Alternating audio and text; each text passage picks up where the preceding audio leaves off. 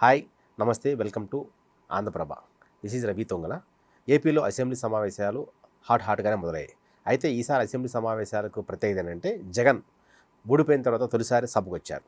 అయితే సభకు వచ్చిన తర్వాత కేవలం 11 నిమిషాలు మాత్రమే ఉండి వెళ్ళిపోయారు. ఆయన 11 మందితో కలిసి వెళ్ళిపోయారు. సో ఇది వార్త.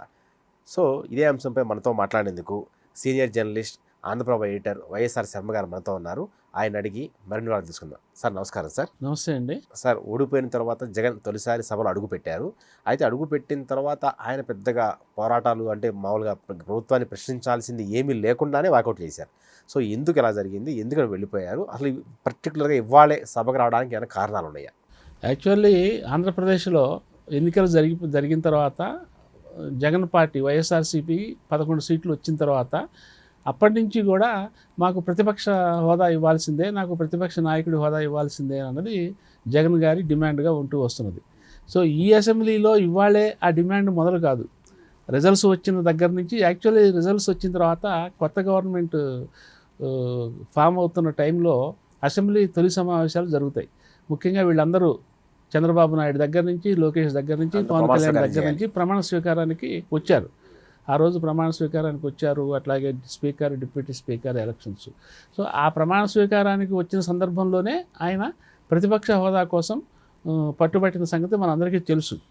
సరే, ప్రభుత్వం కూడా నీకు 18 సీట్లు కనుక వచ్చి ఉంటే ఏమండి ప్రతిపక్ష హోదా ఆటోమేటిక్గా వస్తుంది, అది ప్రభుత్వం ఇచ్చేది కాదు, స్పీకర్ ఇచ్చేది కాదు అని చెప్పి తన వైఖరేంటో ప్రభుత్వం కూడా బయటపెట్టింది. ఇక సరే, అప్పటి నుంచి జగన్ గారు కూడా అసెంబ్లీ సమావేశాలకు రాకుండా అసెంబ్లీలో మాట్లాడేది ప్రజల సమస్యలు ఏ రోజుకి ఆ రోజు 2-3 రోజులకు ఒకసారి నేను తాడేపల్లిలోనే దీనిలోనే ఉండి నేను మాట్లాడతాను, అసెంబ్లీలో ఏవి మాట్లాడదలుచుకున్నానో అవే మాట్లాడుతుంటాను అని చెప్పి ఆయన చెప్పడం జరిగింది. అట్లాగే చేస్తూ వచ్చారు కూడా. అది అంతటితో అయిపోయింది. ఇక మధ్యలో మళ్ళీ అసెంబ్లీ సమావేశాల ప్రస్తావన లేదు. ఇప్పుడు బడ్జెట్ సమావేశాలు ఈ రోజు నుంచి మొదలైనాయి. సో ఈ బడ్జెట్ సమావేశాల సందర్భంగా ఆయన వస్తారా, ఏమి వచ్చి ఈ అసెంబ్లీ సమావేశాల్లో పాల్గొంటారా, ఆయనతో పాటు ఆయన సహచర సభ్యులు కూడా పాల్గొంటారా అనేది ఒక సస్పెన్స్గానే కొనసాగుతూ వస్తున్నది. ఇక నిన్న మొన్నట్లో ఆయన అసెంబ్లీకి రావాలని తీర్మానించుకున్నట్టు ఆయన స్టేట్మెంట్ ద్వారా మనకు తెలిసింది. సో అంటే ఆయన మనసు మార్చుకున్నారా, ఇక్కడి నుంచి అసెంబ్లీకి వచ్చి తమతో పాటు తన సభ్యులు కూడా వచ్చి అసెంబ్లీ డిస్కషన్స్లో, చర్చలో పార్టిసిపేట్ చేసి ఈ ప్రజల సమస్యల మీద గళమెత్తుతారా అనేది కూడా ఒక చర్చ మొదలైంది. అయితే ఆ చర్చ ఎంతోసేపు నిలవలా. ఇవాళ అసెంబ్లీ మొదలైన తర్వాత గవర్నర్ ప్రసంగంతో స్టార్ట్ అవుతుంది కాబట్టి బడ్జెట్ సమావేశాల్లో గవర్నర్ ఉభయ సభను ఉద్దేశించి ప్రసంగిస్తారు. ఆయన మాట్లాడారు.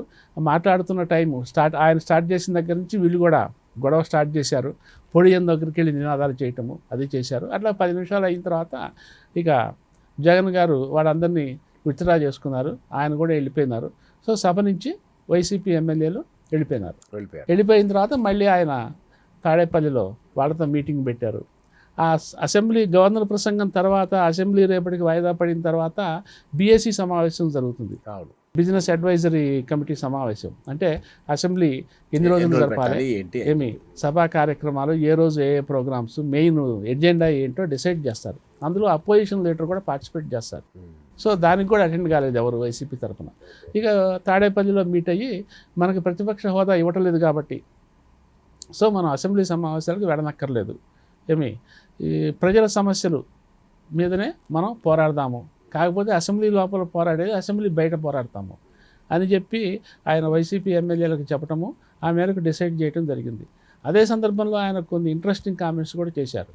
ఏంటంటే ప్రతిపక్ష నాయకుడి హోదా చంద్రబాబు నాయుడు గారు కావాలని ఇవ్వటం లేదు, నేను 30 ఏళ్ళు రాజకీయాల్లో ఉంటా, నాతో ఉండేవాళ్లే ఉంటారు, నా డెసిషన్ ఇవే అన్నట్టుగా ఆయన తన వైఖరిని, తన విధానాన్ని కూడా వైసీపీ పార్టీ సహచరులకు కూడా చెప్పినట్టు అయింది.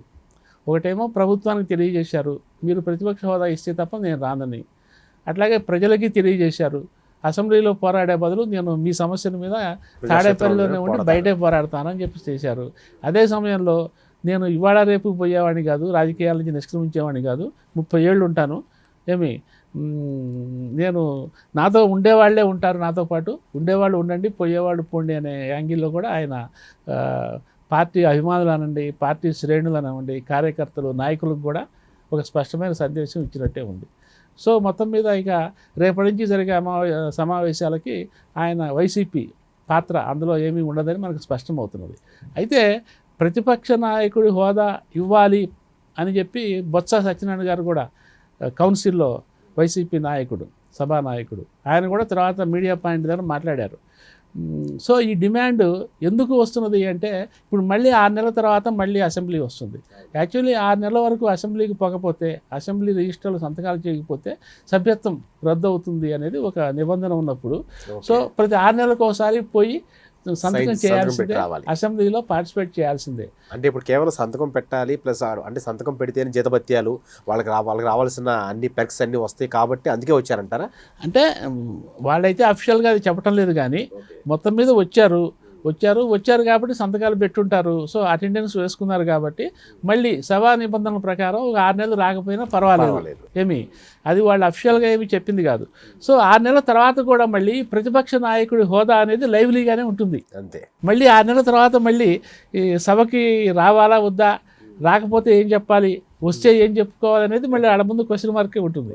యాక్చువల్లీ ఈ ఇష్యూ అటు తెలంగాణలో కూడా ఉంది నిజానికి. అవును. ఏమి, తెలంగాణలో కేసీఆర్ గారు రావట్లేదు, అటు ప్రభుత్వం ఏమో డిమాండ్ చేస్తున్నది. ఏం మాట్లాడినా యాక్చువల్లీ ఆయన ఈ సంవత్సరం నుంచి ఏమి మాట్లాడటం లేదనుకోండి, మీరు సభకు రండి అని రేవంత్ రెడ్డి గారు గట్టిగా డిమాండ్ చేస్తూనే ఉన్నారు, ఆయన అయితే రావటం లేదు. కాకపోతే మొన్న last week Telangana party head ఆఫీస్లో మీటింగ్ పెట్టారు. ఆయనకు వచ్చారు, మాట్లాడారు. ఆ మాట్లాడిన సందర్భంగా ఏంటంటే తాను ఇక యాక్టివేట్ అవుతున్నట్టు ఒక మెసేజ్ అయితే ఇచ్చారు ఆయన, ఇక నుంచి రెగ్యులర్గా ఏమి. సో రేపు ఏప్రిల్ 29న టీఆర్ఎస్ 75 ఇయర్స్ ఇది ఉంది కాబట్టి ఈ సంవత్సరం మొత్తం ఆ ఫంక్షన్లు ఒక ప్లాన్ ప్రకారం పకడ్బందీగా ప్రజలకు దగ్గర అయ్యేట్టుగా, ప్రజల్లో ఉండేట్టుగా చేయాలి అనేది దానికి ఒక కమిటీ వేశారు. ఆ బాధ్యత ఏమో హరీష్ రావు గారికి అప్పగిచ్చారు. ఈ కార్యాచరణ ప్రోగ్రాం చేసిన దాన్ని బట్టి ఏమవుతున్నదంటే కేసీఆర్ గారు కూడా జనంలోకి వస్తారు. ఇప్పటిదాకా మౌనంగా ఉన్న ఆయన ఇకమై గడమెత్తుతారు అనేది ఒక మెసేజ్ వచ్చింది జనంలోకి. సో మరి కార్యక్రమాల్లో ప్రతిపక్ష నాయకుడుగా పాల్గొంటున్న ఆయన మరి అసెంబ్లీ కూడా హాజరవుతారా అంటే మరి హాజరవ్వాలి. హాజరైతేనే ప్రజా కార్యక్రమాల్లో ప్రజా సమస్యల మీద ఆయన గడమెత్తుతున్నట్టు లెక్క. ఏమి, జగన్ గారి లాగా నేను అసెంబ్లీలో గడమెత్తాల్సినంత బయటే గడమెత్తుతున్నానన్నా అనొచ్చు. కాదు అంటే ఈయన భిన్నంగా అసెంబ్లీలకు కూడా రావచ్చు, వచ్చే అవకాశాలు కూడా ఉన్నాయి. ఇంతవరకు వాళ్ళు అఫిషియల్గా చెప్పలేదు కానివ్వండి, మరి అసెంబ్లీ సమావేశాలు కూడా వచ్చే అవకాశాలు ఉన్నాయి. సో ఆ మెసేజ్ అందిన తర్వాత ఆంధ్రాలో కూడా జగన్ గారు కూడా తన డిమాండ్ని కొంచెం డిమాండ్ మీద రాజీ పడి అసెంబ్లీకి వస్తారేమో అనే ఒక చర్చ కూడా సాగింది. ఏమి, కానీ వాడు ఉన్నట్టుండి ఆయన చాలా స్పష్టంగా క్లారిటీ ఇచ్చేశారు. సభకు అయితే వచ్చారు కానీ ఇక రానని చెప్పేశారు. అంటే సభకు వచ్చింది కేవలం ఇంకా రానని చెప్పడం కోసం అన్నట్టు తయారైంది. ఎస్. ఏమి, సో ఈ నేపథ్యంలో ఏంటంటే ఓ పక్కన పవన్ కళ్యాణ్ గారు కూడా మీడియా పాయింట్ దగ్గర మాట్లాడుతూ ప్రభుత్వ వైఖరిని చాలా స్పష్టం చేశారు. ఏమని, నీకు ఈ 5 ఏళ్లలో ప్రతిపక్ష హోదా ఇచ్చేది లేదు అని చెప్పారు. మరి 5 ఏళ్లలో ఏ రోజును కూడా మీకు దీని గురించి మేము పరిశీలించమని చెప్పిన తర్వాత ఈ 5 ఏళ్ల పదవీ కాలంలో మరి జగన్ గారు కూడా ఆయన డిమాండ్ ప్రకారం అయితే సభకు వచ్చే అవకాశం లేదు.